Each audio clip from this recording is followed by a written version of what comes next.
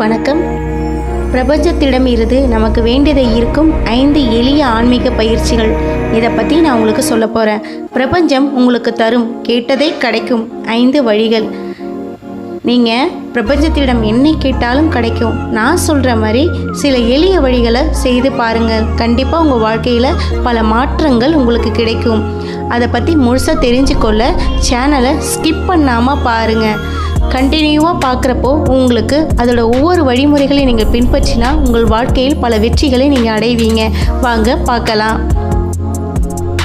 வணக்கம். பிரபஞ்சம் என்பது ஒரு மாபெரும் சக்தி. அது உங்களுக்கு எதையும் கொடுக்க தயாராக இருக்கிறது. ஆனால் எப்படி கேட்பது என்பதுதான் பல பேருக்கு தெரிவதில்லை.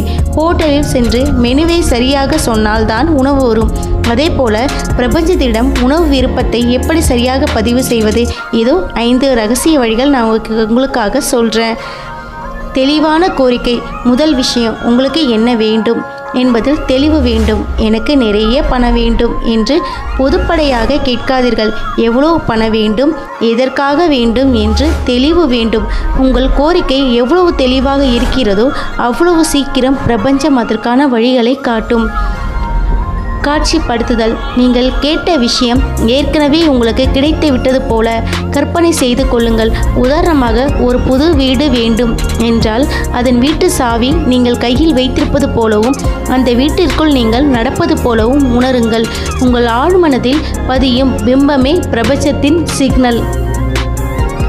4வது, இது ஒரு சக்தி வாய்ந்த பயிற்சி. உங்கள் ஆசையை ஒரு நேர்மறையாக வாக்கியமாக மாற்றுங்கள். உதாரணம், எனக்கு நல்ல வேலை கிடைத்ததுக்கு நன்றி. இதை தொடர்ந்து 5 நாட்களுக்கு தினமும் 55 முறை எழுத வேண்டும். நீங்கள் எழுதும்பொழுது அந்த அதிர்வு உங்கள் நரம்பு மண்டலம் வழியாக பிரபஞ்சத்தை சென்றடையும். பயிற்சி 4, விட்டு விடுதல். விதை போட்டவுடன் தினமும் தோண்டி பார்க்கக்கூடாது. அதே போலதான் பிரபஞ்சத்திடம் கேட்டுவிட்டு எப்போது கிடைக்கும், எப்படி கிடைக்கும் என்று சந்தேகம் கொள்ளாதீர்கள்.